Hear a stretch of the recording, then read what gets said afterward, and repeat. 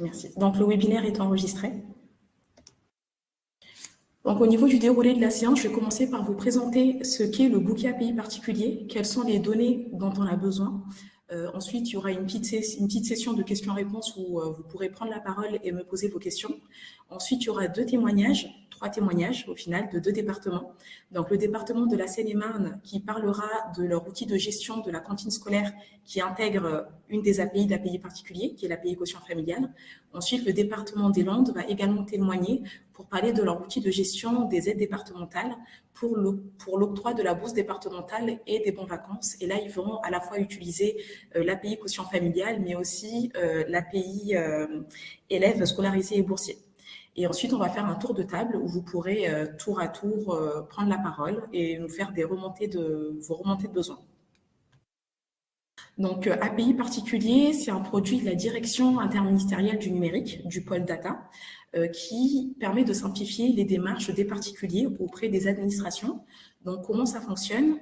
On est un bouquet d'API qui a pour mission de faciliter l'accès aux données aux administrations en mettant en place un échange de données entre les administrations.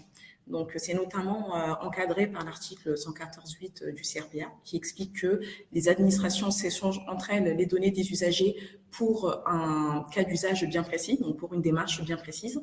Et API particulier est à destination des acteurs publics, collectivités, administrations, CCAS, etc., et des acteurs privés qui ont une délégation ou une mission de service public. Donc, c'est un bouquet d'API, donc il y a plusieurs API avec des données qui sont restreintes. Il faut donc faire une demande d'accès aux données, une demande d'habilitation via DataPass, dans laquelle vous allez demander accès aux données dont vous avez besoin pour fournir une démarche bien précise. Et dans cette demande-là, vous allez notamment devoir fournir soit une délibération, soit un texte juridique qui justifie de votre droit d'accès aux données. Vous me direz si à la fin, vous souhaitez que je vous montre un peu le parcours pour faire une demande d'habilitation, mais vu qu'il y a eu un webinaire dédié à ça hier, je n'ai pas prévu, en tout cas dans la présentation de base, de montrer le parcours. Mais s'il y a besoin, je montrerai. Donc, à l'heure actuelle, il y a 9 fournisseurs de données. Je vais aller directement sur le bouquet d'API, ce sera beaucoup plus parlant. Donc, à l'heure actuelle, il y a 9 fournisseurs de données avec 13 API. Donc, on a des API de la sphère sociale avec notamment des données sur le quotient familial CAF et MSA, qui est l'API qui est la plus utilisée du bouquet où vous avez accès au quotient familial, à la composition familiale et à l'adresse. Il y a d'autres données de la sphère sociale comme le statut prime d'activité, le statut RSA, le statut allocation de soutien familial, le statut allocation adulte handicapé ou le statut complémentaire santé. On va également avoir des données de la sphère scolaire, le statut étudiant boursier, le statut élève scolarisé et boursier ou le statut étudiant tout court. Il y a également des données de France Travail, donc s'assurer qu'une personne est bien demandeur d'emploi ou connaître les paiements qui sont versés par France Travail. Et puis, il y a d'autres données, d'autres API qui sont un peu plus spécifiques, comme l'API Service National, qui permet de vérifier la conformité au service national, l'API Sportif de haut niveau, qui permet de savoir si une personne est ou a déjà été sportif de haut niveau, et l'extrait d'immatriculation de véhicule, qui est une API qui permet de simplifier l'abonnement au stationnement résidentiel. Donc, ces API-là peuvent être utilisées pour plusieurs cas d'usage. Donc là, les cas d'usage que je vais vous montrer, ce sont les cas d'usage qui reviennent les plus souvent, mais la liste n'est pas exhaustive. Donc ces API-là peuvent être utilisés pour d'autres cas d'usage. Il y a par exemple le fait, donc pour les départements, je vais faire un focus là-dessus, il y a la tarification de la cantine au niveau des collèges ou des lycées pour les départements. Et puis il y a également les aides facultatives que peuvent octroyer les départements et les régions. Donc, à l'heure actuelle, il y a plus de 1700 acteurs publics qui utilisent API particulier pour différents cas d'usage dans 20 départements. Et on va voir qu'il y a des départements qui utilisent API particulier pour des aides ou pour des cas d'usage qui sont différents. Donc, il y a un usage croissant de de l'utilisation d'API particuliers. Et là, en 2025, par exemple, on a 30% d'utilisation d'appels en plus par rapport à 2024. Et ça s'explique notamment par le fait qu'on va travailler de plus en plus avec des éditeurs de logiciels qui vont proposer des logiciels métiers qui sont dédiés à plusieurs cas d'usage. On travaille notamment avec, là j'en ai mis 3, mais c'est 4 plutôt, avec 4 éditeurs de logiciels qui proposent des logiciels dédiés soit à la gestion des cantines au niveau des départements, soit aux aides départementales.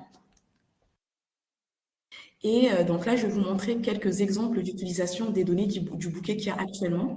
Donc, ce seront soit des départements qui ont demandé accès à API particulier et qui utilisent déjà les données, soit des départements qui ont demandé accès à API particulier et qui vont utiliser prochainement les données pour simplifier les démarches. Donc, il y a par exemple la gestion de la cantine scolaire dans les collèges. Il y a plusieurs départements, comme le département de la Seine-et-Marne qui fera une présentation juste après, la Loire-Atlantique, le Val d'Oise, etc. Il y a les aides sociales. On a la Seine-et-Marne, Seine-Maritime et Corrèze qui ont demandé accès à cette API. Donc, je n'ai pas listé tous les départements. J'ai pris quelques départements pour illustrer un peu qui utilisent pourquoi ces départements-là utilisent API particulier. Il y a également l'accompagnement des allocataires au RSA, comme le Finistère.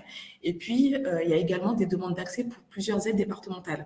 Il y a par exemple les bourses départementales, l'aide complémentaire pour la rentrée pour les familles nombreuses spécifiquement, les paiements des frais de scolarité aux assistants familiaux, l'aide pour l'accès à des avantages sportifs et culturels. Donc là, il y a plusieurs départements qui utilisent API particulier pour ça, ou encore, par exemple, l'aide à l'achat d'un ordinateur pour les élèves du 6e dans le département du Lot. Donc, j'ai essayé d'être assez brève pour la présentation d'API particulier parce que j'aimerais qu'on passe un peu plus de temps sur la partie de témoignage des départements parce que ça rend l'usage un peu plus concret et aussi sur la partie où vous allez nous faire des remontées de besoins. Donc, si vous avez des questions par rapport à cette première partie, donc la partie de présentation d'API particulier, n'hésitez pas à prendre la parole. Et Vincent, je n'ai pas à l'écran, donc Vincent Mazaleg, mon responsable, je n'ai pas à l'écran le chat du webinaire. Donc, s'il y a des questions qui ont été posées à l'écrit, je suis preneuse que tu allumes ton micro et que tu les relais, s'il te plaît. Parfait, je m'en occupe. Merci.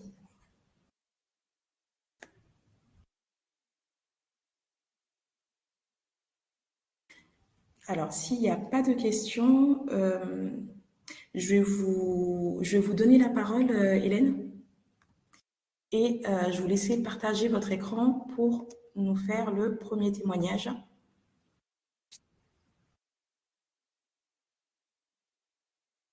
Alors, je vais... Bonjour, vous m'entendez? Oui, je vous entends. Vous avez un nouvel onglet qui est apparu en bas à droite de votre écran qui vous permet de partager. D'accord. Alors,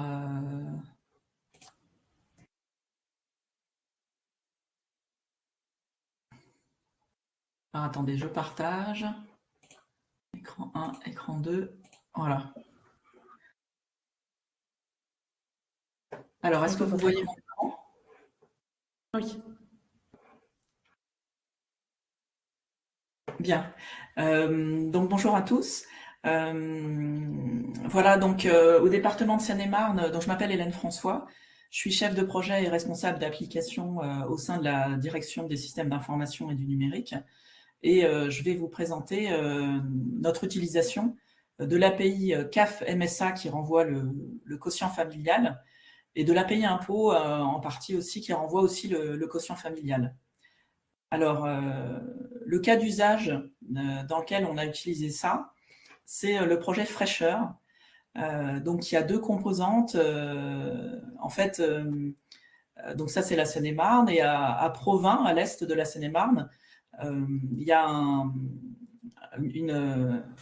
un entrepôt qui a été construit pour pouvoir avoir des produits labellisés, bio, selon la loi Egalim, sur toute la Seine-et-Marne. Donc ça, c'est le circuit des dépenses, donc l'achat des denrées et puis l'acheminement des denrées vers les différents collèges. Il s'agit donc de la restauration scolaire dans les collèges. Et puis à la partie circuit des recettes, où on va avoir trois phases principales dans ce cas d'usage. L'inscription des élèves à la restauration scolaire, ensuite la fréquentation du self, Donc là, il y a des distributeurs de plateaux et les élèves badge pour avoir un plateau et ensuite vont se servir au self. Et ensuite, la facturation qui se fait via notre logiciel financier Grand Angle. Et ensuite, la péridépartementale qui va émettre les avis de somme à payer et les envoyer de façon papier aux familles. Donc tout ça est géré par une brique centrale qui s'appelle Fraîcheur et qui englobe donc ces 3 phases d'inscription, fréquentation, facturation. Donc pour la restauration scolaire, cette année, on a mis en place, en fait ça existe depuis l'année dernière, donc on a une année de réaliser et là on commence la 2e année.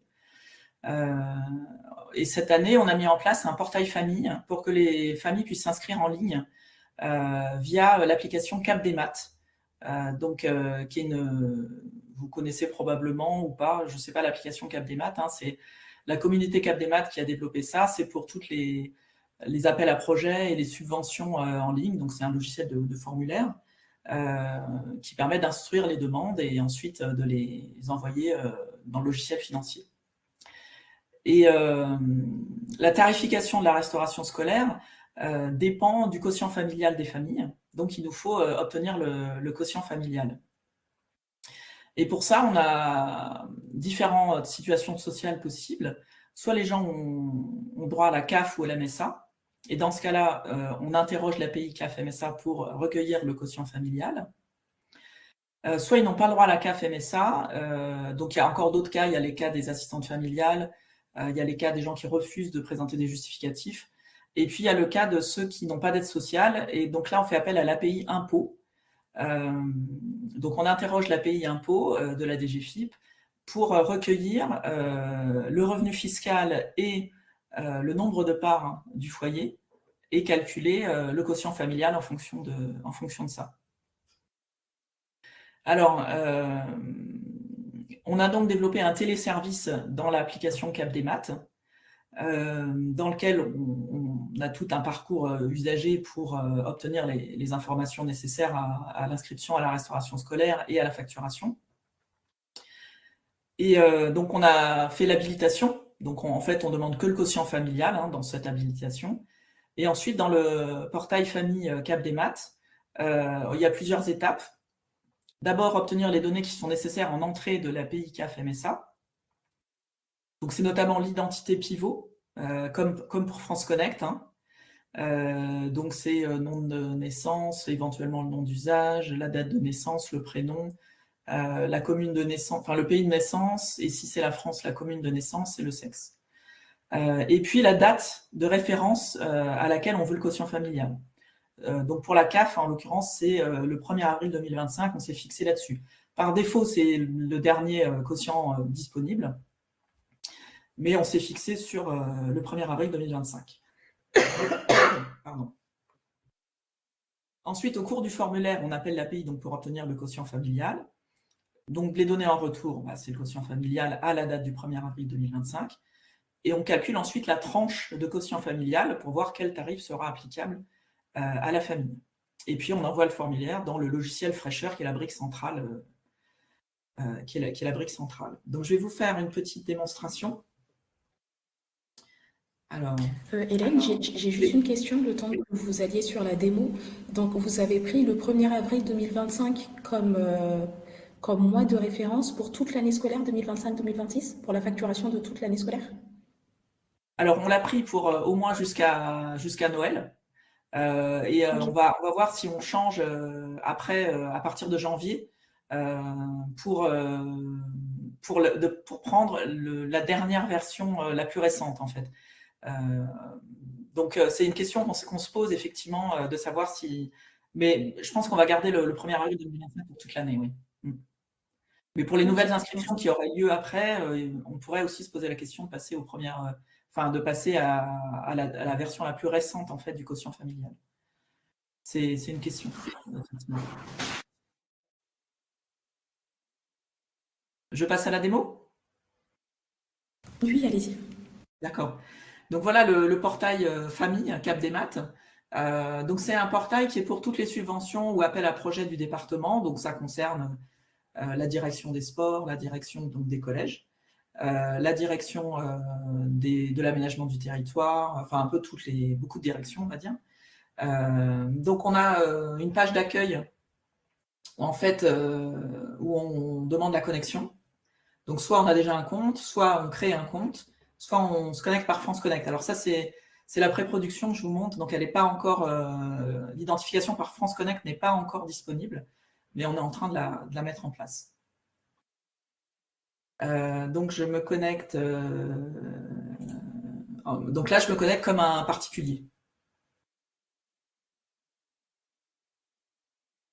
Alors j'arrive sur la page Vos demandes, où j'ai mes demandes existantes et puis les nouvelles demandes en fonction de mon profil. Si je suis un particulier, une association, une collectivité, une société, un collège. On a mis un accès rapide à la restauration scolaire parce qu'il y a 50 000 élèves en Seine-et-Marne qui bénéficient de la restauration scolaire, environ, enfin oui, un petit peu moins, mais c'est de cet ordre-là. Et donc, on a mis un raccourci pour faciliter l'inscription. Donc là, on a les 3 téléservices qui concernent la restauration scolaire, à savoir l'inscription. Donc là, les inscriptions ont eu lieu depuis mai 2025 et là sont plus ou moins terminées, mais on la laisse ouvert, on laisse le téléservice ouvert parce que y a des inscriptions toute l'année. Hein. Ensuite, il y a un téléservice qui concerne les changements de forfait et puis les changements de payeur ou d'adresse. Donc si je vais dans l'inscription, bon là c'est la pré-production, hein, donc il y a des tests dedans, et je crée une demande. Et donc, j'arrive sur le formulaire pour s'inscrire à la restauration scolaire. Donc, il y a différentes informations. On choisit l'année, on choisit le collège. Donc, il y a les 122 collèges concernés par le dispositif qui sont disponibles. Et je vais en arriver assez rapidement à la phase CAF. Donc là, je vais mettre des noms... je ne vais pas mettre des données réelles. Hein. Donc le nom de l'élève, les prénoms de l'élève, la date de naissance, l'INE. Donc l'INE, c'est l'identifiant national de l'élève, c'est son identifiant à l'éducation nationale, son identifiant unique. Ensuite, en fait, on vérifie si l'inscription a déjà... si l'élève a déjà une inscription ou pas. Hein. S'il a déjà une inscription, il n'est pas censé se réinscrire. On donne son niveau, le régime demi-pensionnaire ou pas, les jours de demi-pension éventuels, s'il les connaît. Et ensuite, on arrive à l'étape du quotient familial. Donc, on a choisi le collège, on a défini qui était l'élève, et on va définir l'identité du porteur du quotient familial. Donc, pareil, je vais mettre...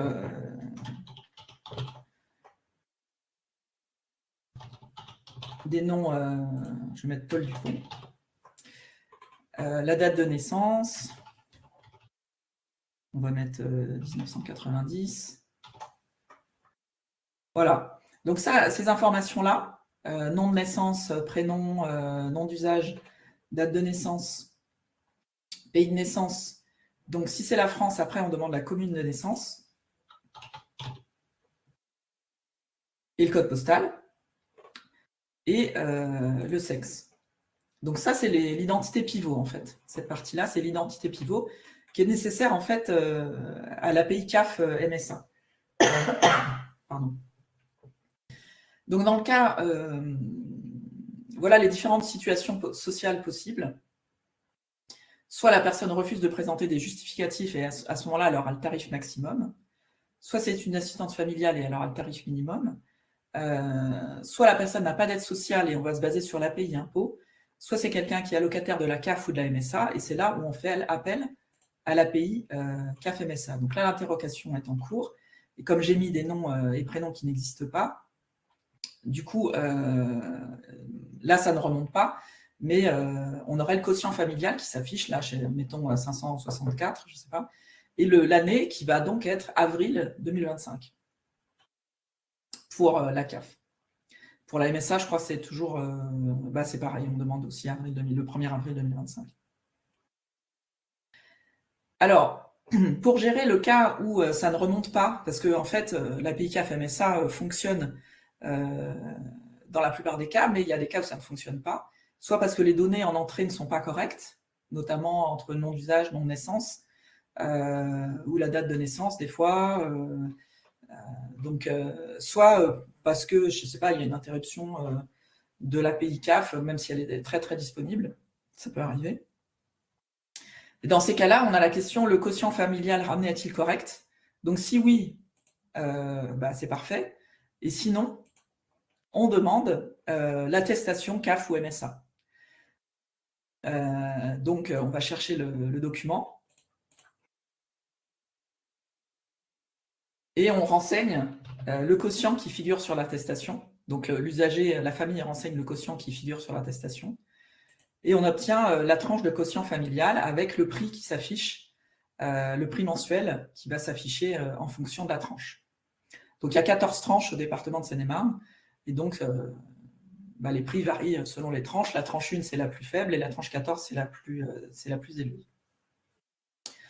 Donc vous voyez que par défaut, en fait, on interroge l'API CAF MSA, et si ça échoue, à ce moment-là, on demande l'attestation CAF et de saisir le quotient familial pour calculer la tranche.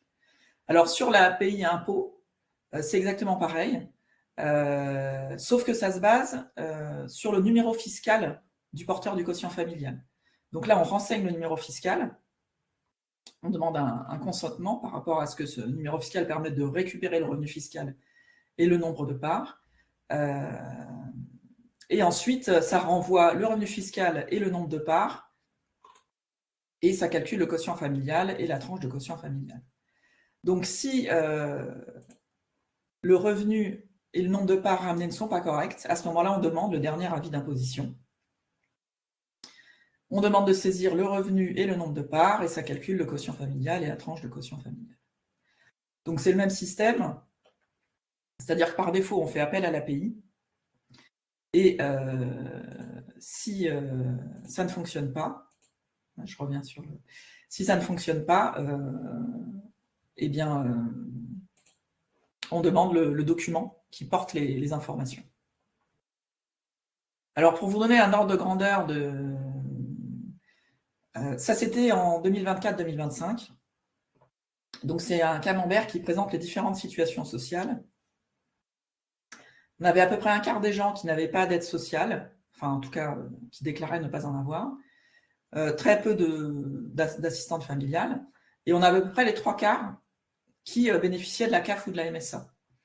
Et parmi ces 3/4, on en avait les 2/3 qui fonctionnaient avec l'API CAF MSA, où l'API a fonctionné, et un quart où ils ont utilisé l'attestation. Alors, ça ne veut pas forcément dire que l'API ne fonctionnait pas, parce que l'année 2024-2025, en fait, on a fonctionné avec des dossiers papier. On n'avait pas encore le portail famille en ligne.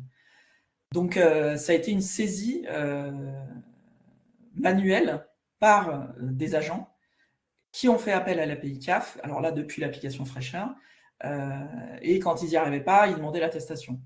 Mais ce n'est pas les gens eux-mêmes qui ont demandé la saisie. Donc, je pense que dans la réalité, je n'ai pas les chiffres de cette année, mais ça doit être inférieur, c'est-à-dire qu'on doit avoir moins de gens qui ont mis leur attestation par rapport aux gens où l'API CAF a fonctionné. Voilà, donc c'était ce que je voulais vous montrer dans cette démonstration. Alors, est-ce qu'il y a des questions? Alors, c'est l'API V3 qui est branchée. On est passé à la V3.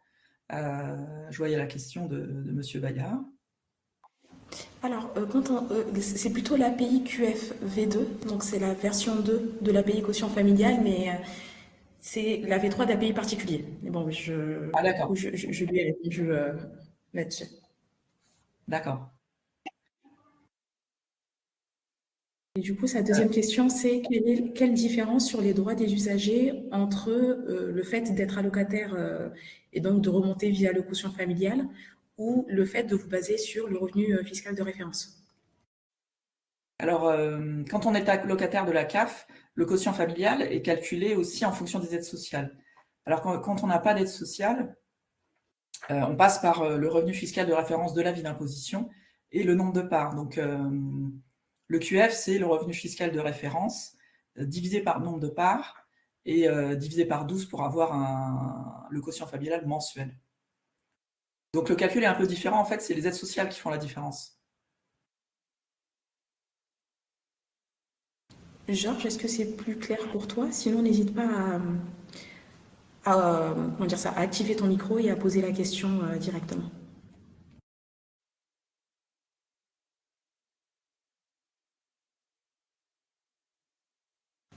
Moi, j'ai une question pour vous, peut-être en attendant que Georges réagisse. Alors, donc, Georges Bayard, il est de la direction de la sécurité sociale. Donc, c'est le fournisseur de l'API caution familiale CAF-MSA.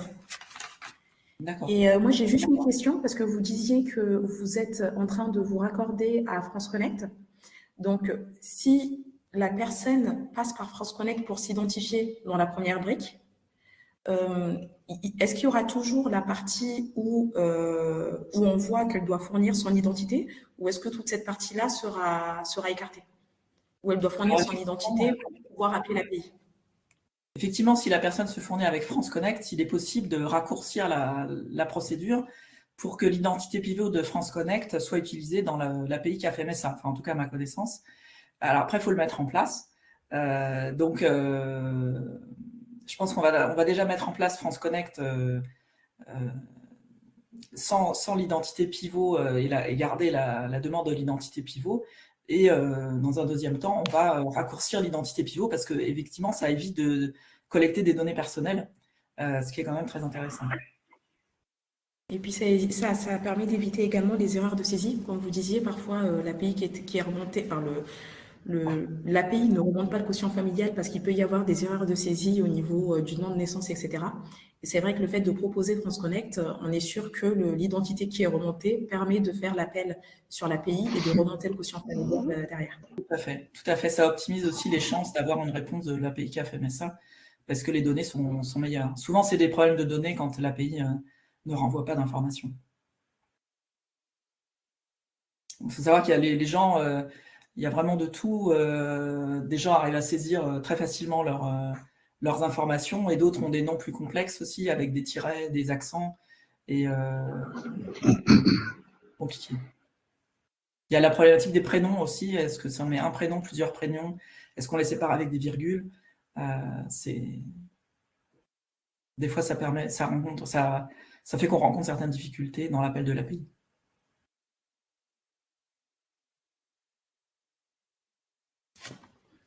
Très bien, merci beaucoup Hélène.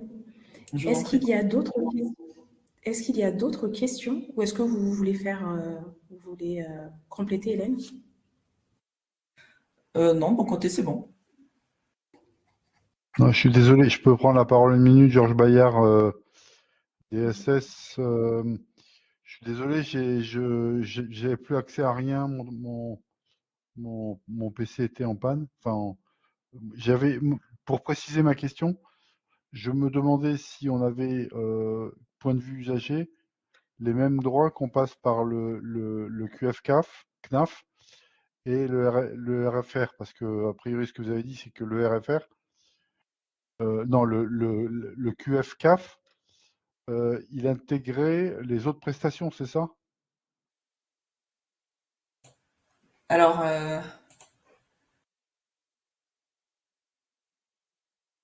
excusez-moi.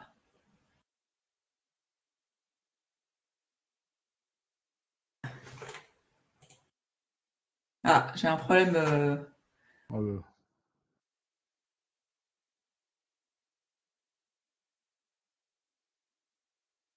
Le micro.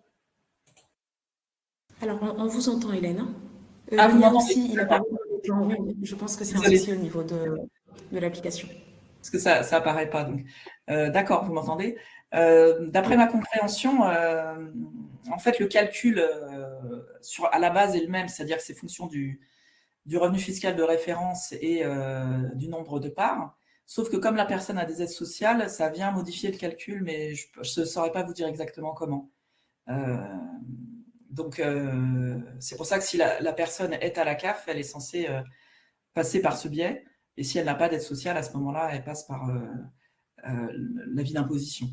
C'est comme ça qu'on l'a fait. Si elle a des allocations CAF ou MSA, le calcul du quotient familial se fait par ce biais, et sinon, c'est par le revenu d'imposition. Ouais, je viens de comprendre. Mais au final, les tranches sont les mêmes, les tranches de tarification. Les 14 tranches sont les mêmes. Oui, on déduit le quotient familial, que ce soit dans un cas ou dans l'autre. Et les tranches, c'est des tranches de quotient familial, en fait. Hein. Donc, entre 150 et 300, entre 300 et 450, etc. Moi, j'ai une question. Pour le coup, est-ce que vous avez une estimation du temps gagné en instruction de dossier par les agents? Alors, ça fait gagner beaucoup de temps parce que dans le cas où la personne met son attestation CAF, on vérifie que l'attestation est de la bonne date et que c'est bien une attestation CAF, parce que des fois, les gens mettent autre chose. Et donc, le quotient, évidemment, saisi correspond bien à celui de l'attestation. Donc, ça fait une action de vérification d'un agent, alors que dans l'autre cas, on ne vérifie pas. C'est directement une validation automatique. Donc, comme il y a 50 000 élèves, oui, ça compte beaucoup. Ça fait quand même beaucoup de travail de vérifier chaque attestation CAF. Donc, le moins il y en a, le mieux c'est. D'accord, mais vous ne l'avez pas quantifié, vous n'avez pas mesuré le gain en Alors, OTP, par exemple. Enfin, pour vous donner un ordre d'idée, je ne saurais pas vous dire en temps, mais sur 50 000, donc on va dire qu'il y a 17 000 où il fallait valider, un quart, quoi. Donc, bon, après, c'est assez rapide de valider, mais ça prend quand même une minute. Voilà, je vous donnerai ça comme ordre de grandeur. Mais je n'ai pas le temps exact que ça a pris, non. merci. Est-ce qu'il y a d'autres questions? Alors, je vois qu'il y a des personnes qui ne sont qu'en mode écoute, donc qui ne peuvent pas poser de questions comme Paul Sanchez ou Émeric Onon. Donc, si vous avez des questions, n'hésitez pas à les mettre directement dans le chat, si vous êtes dans ce cas-là. Alors, s'il n'y a pas d'autres questions, on peut... Hélène, vous pouvez arrêter le partage d'écran et on peut donner la main à Stéphane Grelot du département des Landes qui va nous faire 2 démos. Alors, j'essaie juste.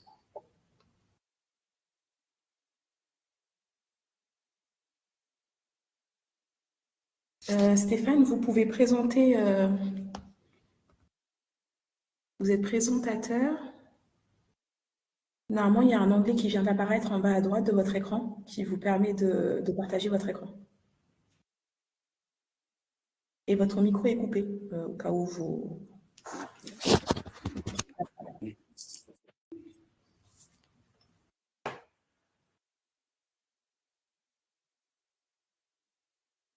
J'arrive pas à l'ouvrir. Alors là, si c'est bon, on vous entend, Stéphane. Vous m'entendez toujours? Vous m'entendez là? Oui, c'est bon, on vous entend, oui. Voilà. Et à droite, vous m'avez dit partager l'écran. Tout ça, je ne vois pas. Vous avez un onglet qui ressemble à une télé.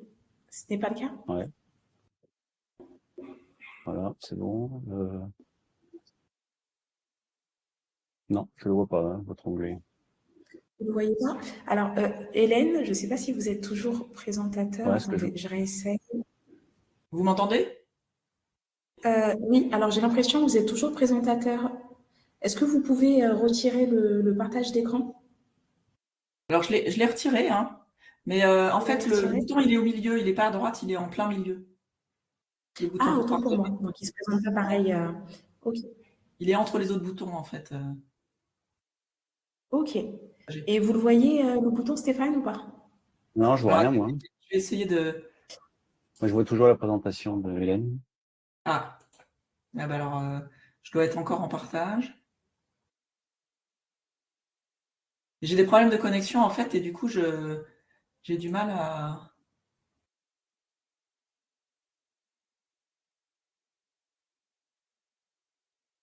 Voilà. Donc là, je ne partage plus, là, c'est ça?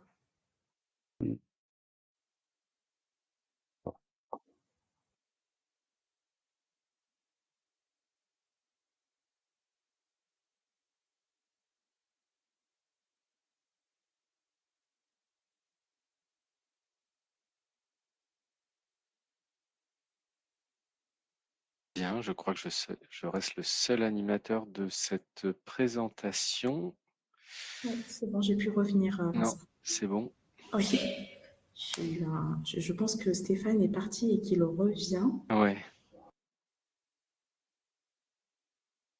Alors, Adelaide, de mon côté, oui, moi aussi, j'avais l'impression que c'était lui qui était. Mais je pense qu'il se reconnectait. Il avait peut-être un problème de connexion.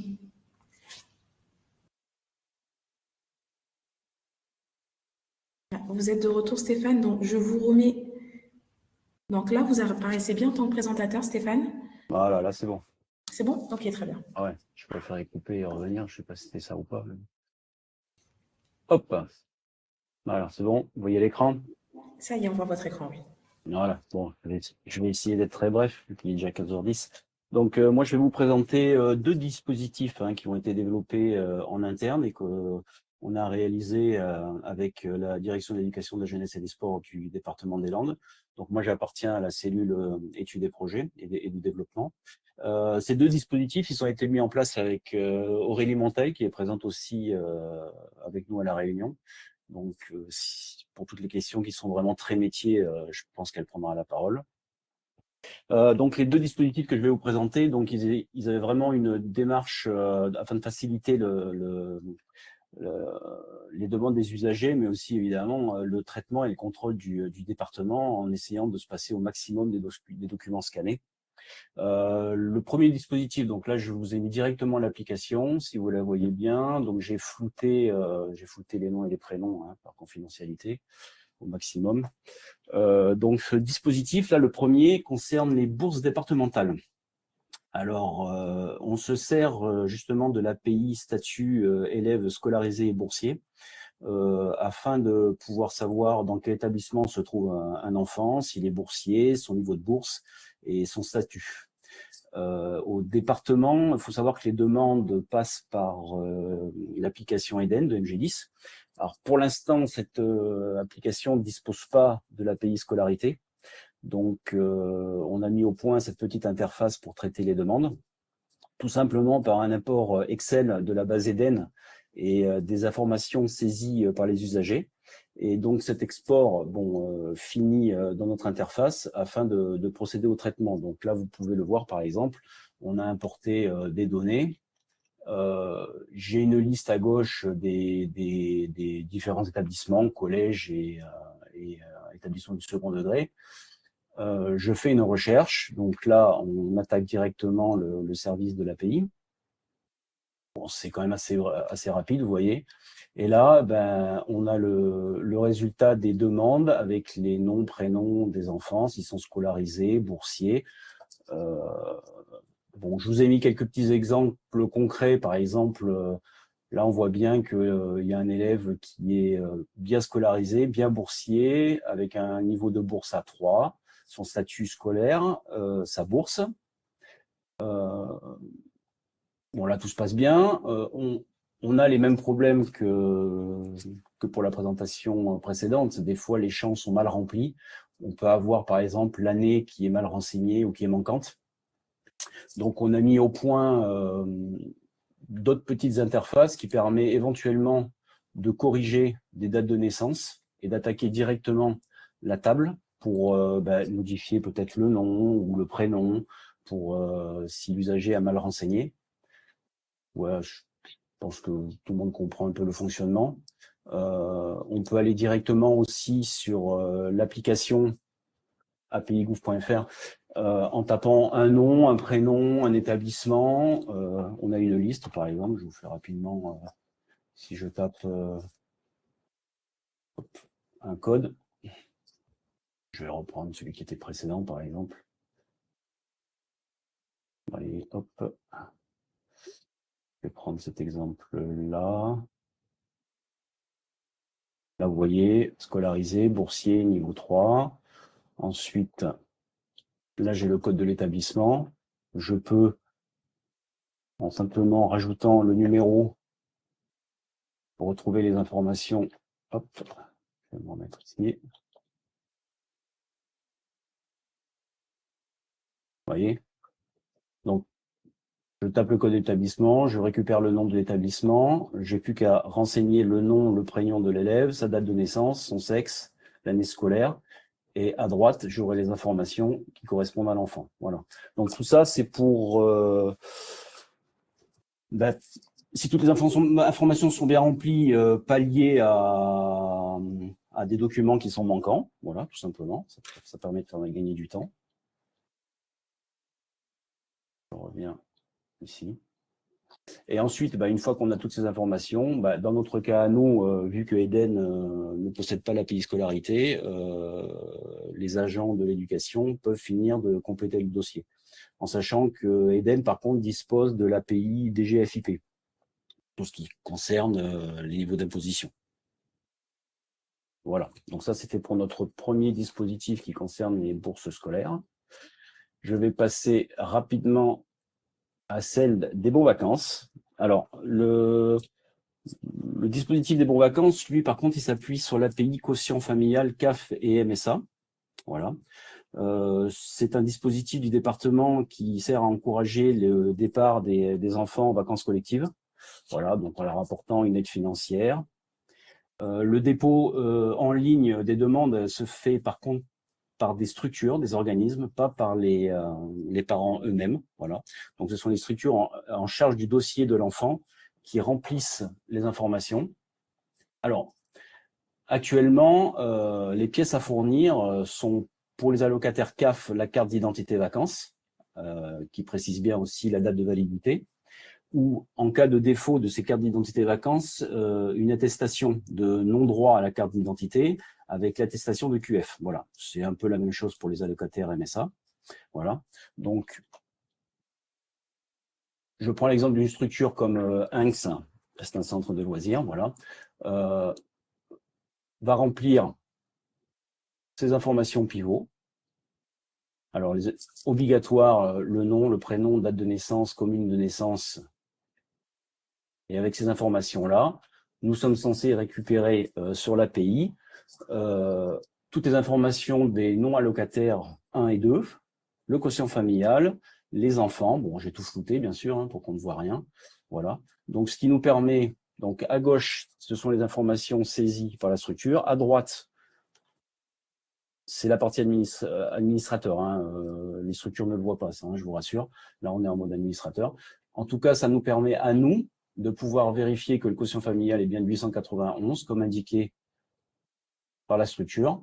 En dessous, nous avons quand même pour l'instant, bon, je ne vous montre pas, c'est la carte d'identité vacances. Et donc, nous pouvons comparer et faire un contrôle de toutes les demandes. Voilà.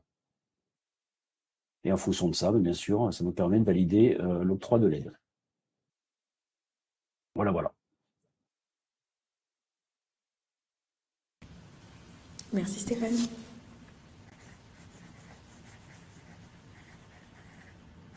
Est-ce qu'il y a des questions suite à cette présentation?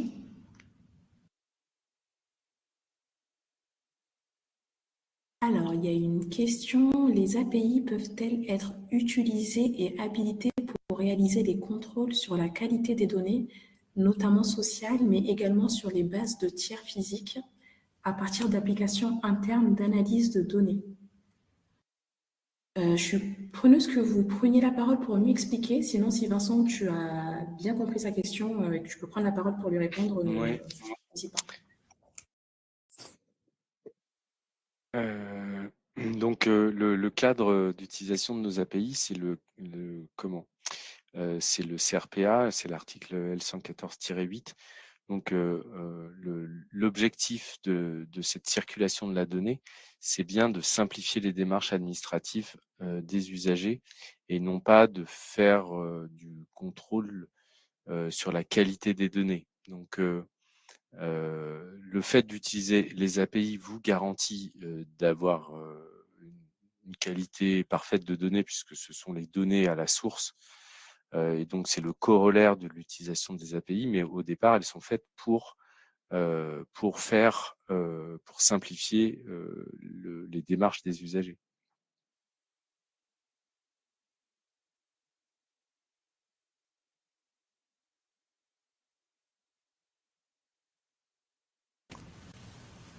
Merci Vincent. Alors Bruno Casté, il me semblait que pour utiliser l'API, il fallait avoir l'accord de l'usager. Dans la présentation du CD40, cela ne semble pas être le cas. Alors il n'y a pas d'obligation, enfin vous n'avez pas besoin de l'accord de l'usager, vous devez l'en informer. Stéphane, n'hésitez pas à prendre la parole pour nous expliquer comment vous informez l'usager du fait de remonter ces données-là. Voilà, je vais peut-être solliciter Aurélie.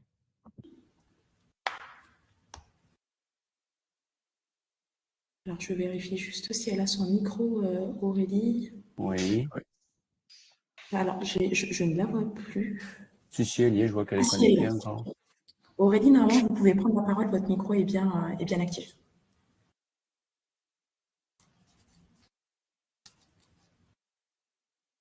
Peut-être en attendant qu'Aurélie nous explique, c'est vrai que ce que vous nous avez montré, c'est la partie back-office, mais que ce qu'on a un peu du mal à comprendre, c'est le rôle de la carte dont vous avez parlé, la carte d'identité et vacances. En fait, la carte d'identité vacances fait foi pour l'octroi de l'aide, mais pour l'utilisation de l'API est utile dans le cas où, en cas de fraude, parce que pour l'instant, imaginez, c'est des documents qui sont dématérialisés et la fraude est possible. D'accord, mais l'usager, il fournit son document en Oui, amont? bien sûr. Oui, bien sûr, il le fournit. Ah oui. Toutes ces pièces, en fait, sont fournies par l'usager à la structure. Mais du coup, Stéphane, vous m'aviez dit que l'objectif en récupérant les données via API particulier, c'était de ne plus récupérer cette carte. Ah ben oui, tout à fait, pour éviter ne serait-ce que les fraudes. Voilà. Donc si tous les documents sont bien renseignés par la structure, voilà, les informations seront correctes. Après, on pourrait évidemment envisager que tout le formulaire, la demande, soit fait par les parents. Mais bon, pour des raisons X et variées que Aurélie pourrait expliquer, c'est souvent les structures qui font les demandes à la place des parents. Ça, c'est pas, en fait, c'est pas tant. On peut tout à fait faire en sorte que les structures remplissent comment bah voilà, on a la réponse de d'Aurélie. C'est pas du tout un problème que les structures saisissent des données pour interroger à la place de l'usager en fait. Oui. Par contre, je précise bien, hein, les structures remplissent les informations, mais ne voient pas le résultat. Hein. Elles n'ont pas accès aux résultats D'accord, des requêtes mais API 1. Ça, c'est que l'administrateur, hein, c'est que l'agent Aurélie et voilà, ça je le précise bien quand même. Hein. Eux ne voient rien, hein, ils n'ont aucun retour des saisies et du retour du QF. Hein. Très bien. Et du coup, je vois qu'Aurélie confirme qu'effectivement, dans le nouveau règlement abandonnera l'utilisation de la carte d'identité vacances pour ne prendre qu'aux quotient familial qui remonte par l'API. Donc, il y aura une chose en moins à fournir par les usagers. Voilà, c'est ça, c'est le but. Merci.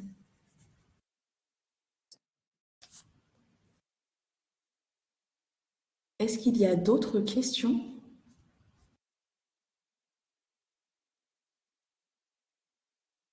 Stéphane, vous m'aviez dit que vous aviez une demande par rapport au premier cas d'usage que vous avez cité. Excusez-moi, Oui, c'était par rapport aux aux bourses bourses. départementales. Vous voyez, par exemple, sur l'application, là, on voit bien que j'ai le régime. Mais le régime demi-pensionnaire ou interne est renseigné par l'usager. Dans l'état, pour l'instant, vous, l'API ne fait pas remonter le régime. Et c'est quand même une information qui peut être importante. Voilà. Merci. Et Hélène, dans votre démo, vous aviez également une partie régime. Est-ce que la tarification change selon cette information-là ou pas? Oui, tout à fait. Selon qu'on est, bah oui, si on est demi-pensionnaire, on mange que le midi. Si on est interne, on mange le matin, midi et soir. Donc le prix de journée n'est pas le même. Mais par Donc, contre, vous auriez... Oui, allez-y. les tranches, il y a toujours 14 tranches, mais les prix varient. Ok, donc si on distribuait cette donnée-là, ce serait une donnée que vous récupériez également via En fait, API particulier. on demande aux familles quel régime dans notre portail famille, en fait, on leur demande, et ils doivent cocher les jours de demi-pension, puisqu'on fait du prévisionnel après sur les jours de demi-pension. Ok. On le demandera de toute façon. D'accord. Et nous sommes obligés de recontacter les établissements pour bien confirmer le régime. Bon, c'est du temps perdu, quoi. Voilà. Ok. Je profite parce que le fournisseur de la donnée de l'API scolarité, donc Lente, est présente. Donc c'est pour ça que je pose ces questions-là, parce que c'est intéressant également pour eux d'avoir ces remontées de besoins et de comprendre le besoin. Après, le régime est disponible aussi dans l'application Siècle de l'Éducation nationale. Okay. Et vous y avez accès ? Alors, on y a accédé l'année dernière, mais via un import manuel. Donc, en fait, dans le logiciel Siècle de l'Éducation nationale, on peut exporter soit la base des élèves, soit les jours de demi-pension, le régime et les jours de demi-pension, seuls, quoi. Et donc, avec l'identifiant INE, l'identifiant national de l'élève, on peut faire le lien et récupérer cette information. Merci.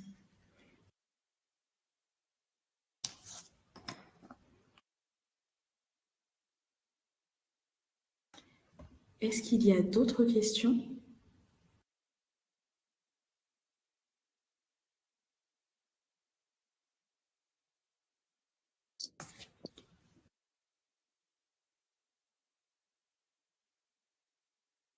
Ou est-ce que certains souhaitent que je montre un peu le parcours de demande d'accès aux données ? N'hésitez pas à me dire si oui ou non, soit en prenant le micro, soit en le mettant dans la discussion publique, sinon on s'arrêtera là.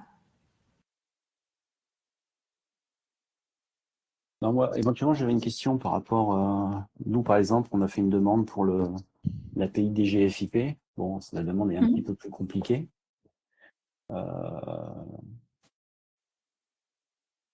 Par exemple, bon, pour des raisons de sécurité, tout ça, je trouve ça manque un peu d'échange avec le RSSI ou les représentants qui nous permettent d'avoir la validation. Alors, je ne sais pas si d'autres personnes ont ce cas-là.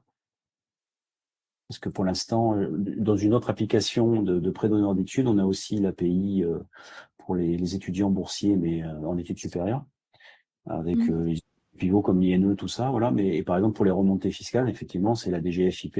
Et c'est vrai qu'obtenir l'habilitation, c'est pas une chose simple. Et moi, je trouve qu'on manque un petit peu d'informations. Alors, au département de Seine-et-Marne, on a obtenu l'habilitation. Effectivement, c'est pas simple. Voilà, bon, ça me rassure. D'autant qu'il faut faire une délibération pour rendre public le fait qu'on utilise, nous c'était l'API impôt. On l'a fait. Aurélie avait tout fait, les délibérations, tout ça, on a essayé de tout suivre. Après, on se heurte un petit peu à des questions de sécurité, d'homologation de services, toutes ces choses-là. Tout à fait. Ouais. Pour vous, c'était pareil? Oui, c'était pareil, ouais. Ouais. C'est vrai qu'on a mis 6 mois, je pense, à réussir à obtenir l'habilitation. Voilà, et en fait, moi, enfin, voilà, à mon niveau, je pense qu'on manque d'informations sur au moins être guidé, voilà, pour aller au plus rapidement, voilà.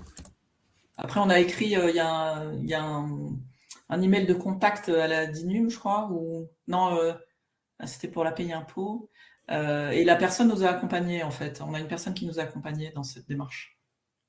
D'accord. Parce que nous, en tout cas, on n'a jamais réussi à avoir, ne serait-ce que, voilà, ou un RSSI ou quelqu'un de... Et vous les aviez contactés via Oui, l'adresse ?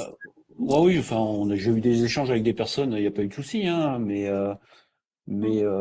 souvent, bon, on reçoit un mail avec 3 phrases qui nous expliquent que voilà, c'est pas possible, mais on aimerait pouvoir aller plus loin, quoi, creuser un peu la chose pour au moins avoir à minima les informations qui nous permettraient voilà, d'avancer, quoi.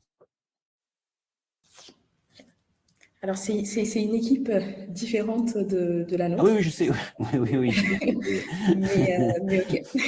Mais on est en relation avec eux, donc c'est toujours intéressant d'avoir ce type de retour, donc on prend note. Voilà. Bon, c'est bien. Merci. Alors, je vois que, oui, Abdoulaye Emeric, vous dites que vous voulez voir comment faire la demande d'accès. Donc, je vais reprendre la main, Stéphane. Donc, Oui. je verrai votre écran.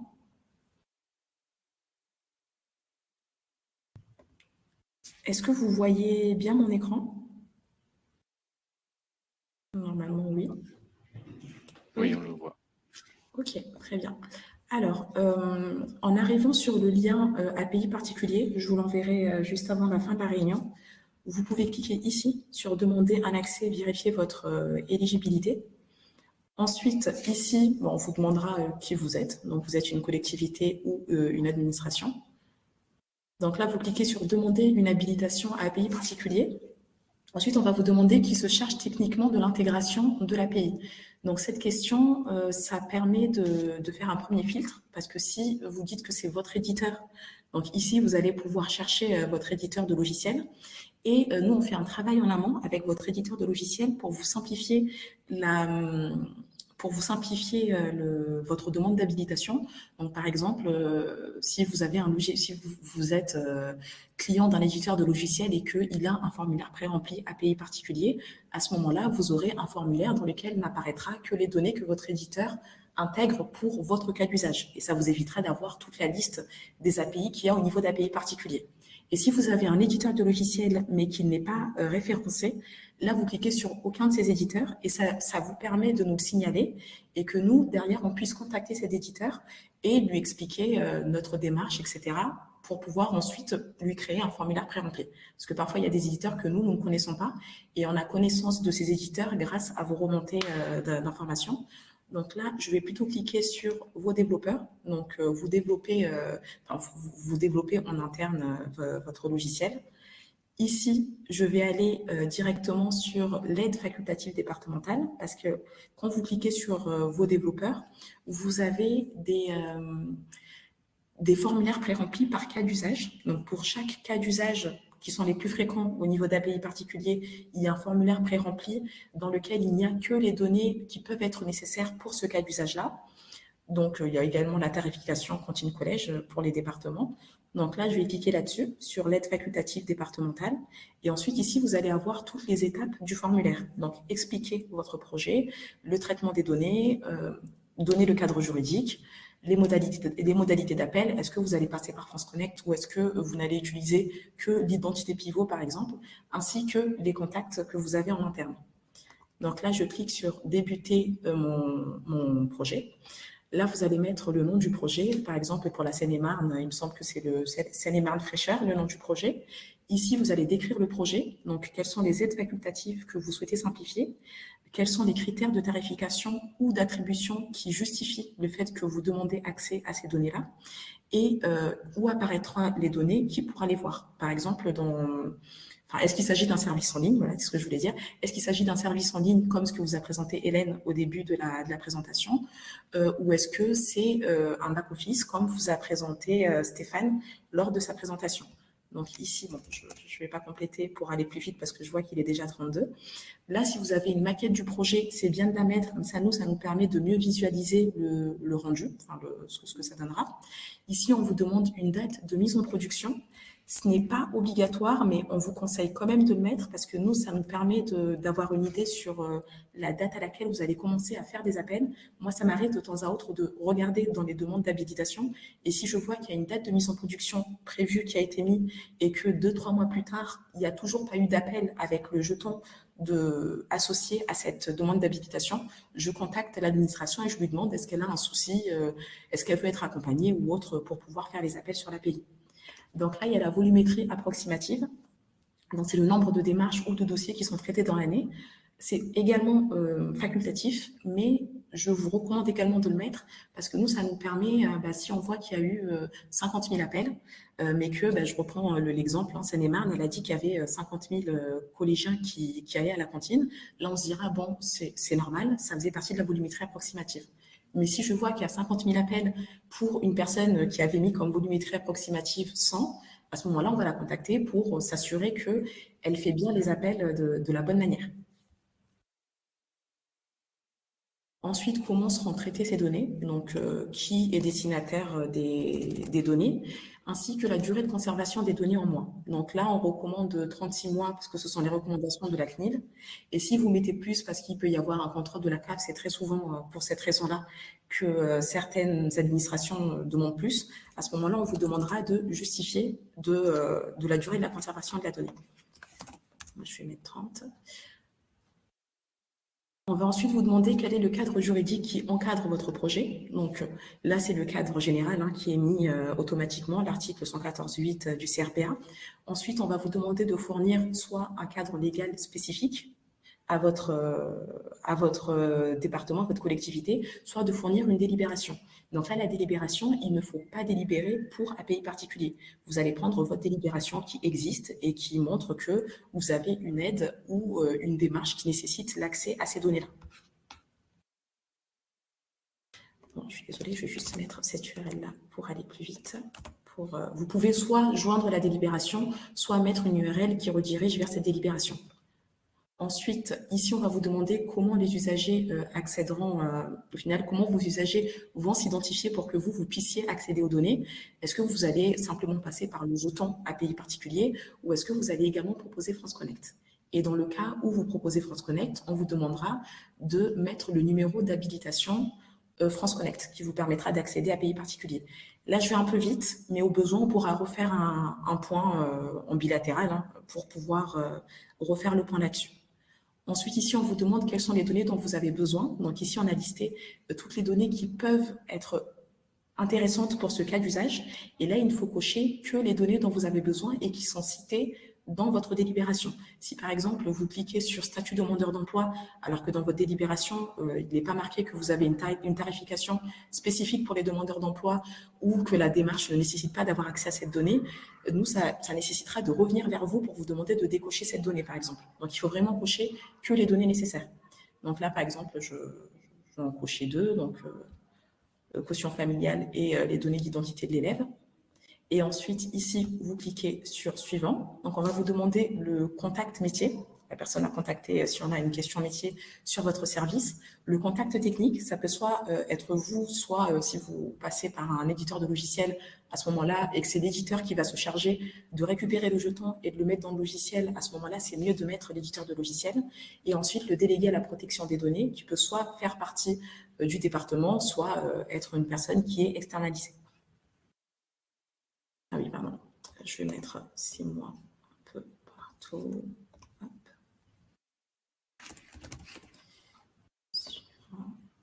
Et ensuite, là, vous aurez le récapitulatif de la demande et vous pourrez à tout moment modifier si vous vous rendez compte que vous vous êtes trompé à un endroit. Ici, vous prenez connaissance, vous cliquez là-dessus et vous prenez connaissance des CGU. Une fois que c'est fait, donc j'ai pris connaissance des CGU, vous confirmez que votre délégué à la protection des données est bien informé de votre demande et ensuite vous soumettez votre demande. Et nous, on essaye de traiter les demandes sous 5 jours ouvrés. Et une fois qu'on a validé votre demande, vous recevez si tout est OK, vous recevez votre jeton d'accès que vous pourrez intégrer dans votre logiciel. Si votre demande n'est pas claire et qu'on a besoin de plus d'informations, soit on va vous demander un rendez-vous avec vous pour mieux comprendre votre demande, soit on va vous dire précisément ce qu'il faut modifier dans votre demande pour qu'elle soit valide. Donc ça peut être le fait de décocher une donnée ou de cocher une donnée que vous n'avez pas cochée, mais dont vous pourriez avoir besoin. Et ensuite, le jeton que vous allez recevoir, il est valable pendant 18 mois. Et avant la fin de validité du jeton, on va vous envoyer un mail où on vous demande est-ce que toutes les informations que vous avez fournies dans votre demande d'habilitation sont toujours correctes. Si vous dites oui, à ce moment-là, c'est automatiquement prolongé pour une durée de 18 mois. Si vous dites non, à ce moment-là, vous êtes renvoyé vers votre demande d'habilitation et on vous demande de modifier ce qui a modifié. Donc, ce qui a modifié, ça peut être le contact, par exemple, du délégué à la protection des données, ou peut-être qu'il y a eu une nouvelle donnée dans le bouquet API particulier qu'il n'y avait pas avant et que vous souhaiteriez ajouter parce que vous en avez besoin. Et à ce moment-là, vous pouvez ajouter cette donnée-là. Et puis, resoumettre votre demande d'habilitation qui sera de nouveau instruite. Je pense avoir donné toutes les informations. Est-ce qu'il y a des questions suite à cette présentation ?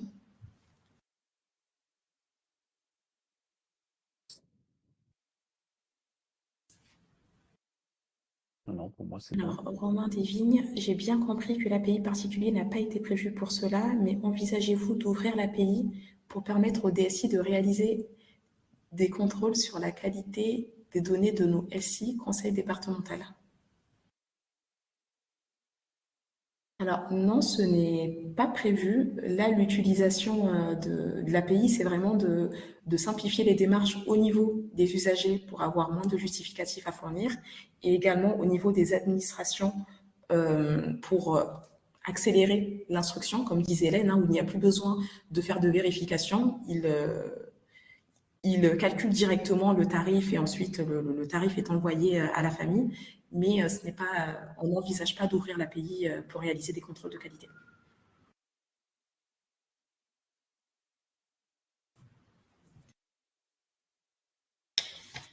Alors, j'en profite juste avant que tout le monde, parce qu'on a déjà débordé. Donc, je vous envoie le lien vers le catalogue d'API. Vous pourrez avoir la liste de toutes les API, vous verrez, il y a un onglet cas d'usage.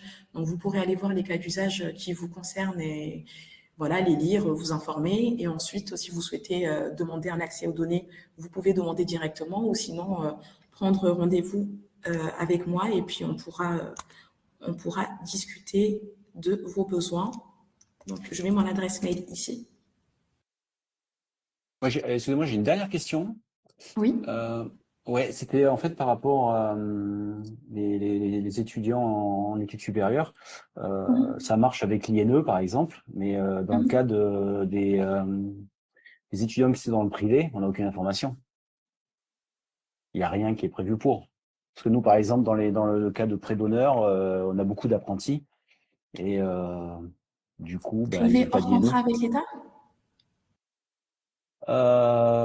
Non, mais même, ils n'ont pas d'INE, à ma connaissance. Hein. Alors ça, je ne saurais pas vous répondre. Je le note, comme ça je m'informe pour Puis vous. il y a beaucoup d'apprentis dans des écoles privées. Et à ma connaissance, il n'y a pas d'INE. Hein. Bon.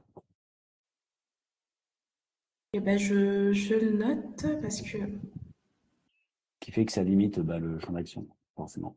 ce qui me semblait qu'il existait un INE quand il y avait un contrat, quand c'était une école privée, mais avec un contrat avec l'État. Mais je vérifie ça.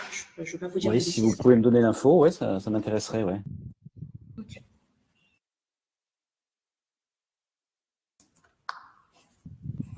Ben, je reviendrai vers vous par mail. Je l'ai, votre adresse mail. Ben, merci à toutes et à tous pour votre participation. Merci Stéphane et Hélène pour vos présentations, c'était très clair. Et à bientôt, j'espère.